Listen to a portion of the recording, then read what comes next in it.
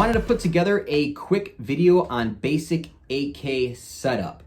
All right, so if you're kind of new to the scene, just got an AK or not sure what to throw on there, hopefully this could help answer questions or guide you in the right direction. So the information I'm going to go over is going to go for any AK, not just this particular one. This one is a ZPAP85 pistol, so it has a stabilizing brace. But we're not going to be focusing on this back end so much as we're going to be focusing more so on the front end on this particular firearm.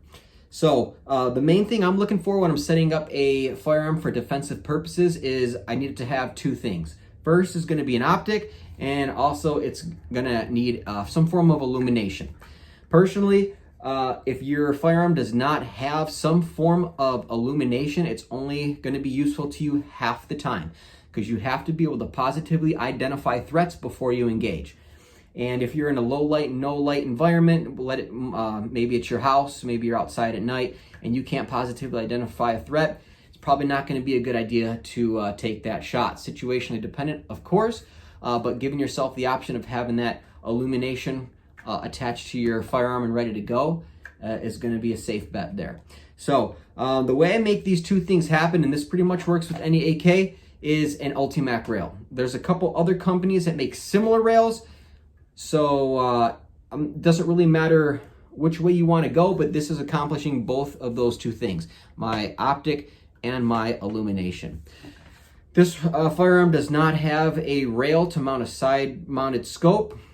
Some AKs do not have that rail, so that option might not be there for you. And even if it is, you still have to worry about how you're going to run illumination. This Ultimak covers both.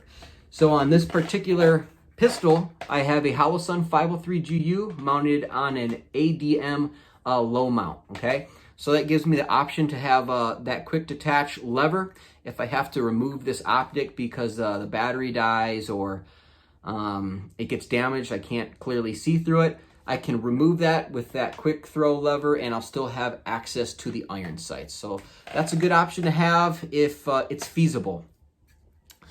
My light, I'm using a Streamlight ProTac Rail Mount 1, and it is attached onto that Ultimak using a HSP Thorntail SBR. This is made by Impact Weapons Components.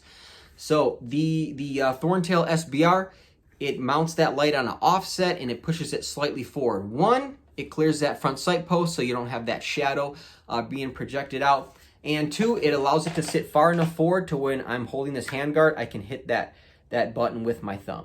But talking bare minimum, light, optic, mounted on the Ultimak with the HSP, and that's it. That's really all you need to get started with an AK setup.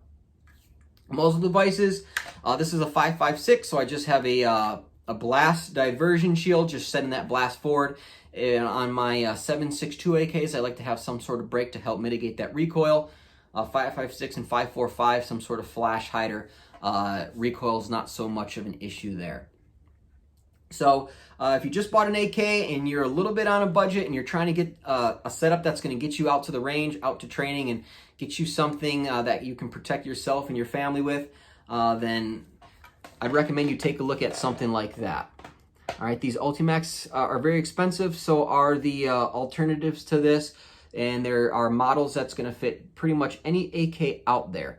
If you take a look at the Ultimak website, you'll see a lot of different variations. This one for the ZPAP is the M18 model, and you can see it marked right there on the side.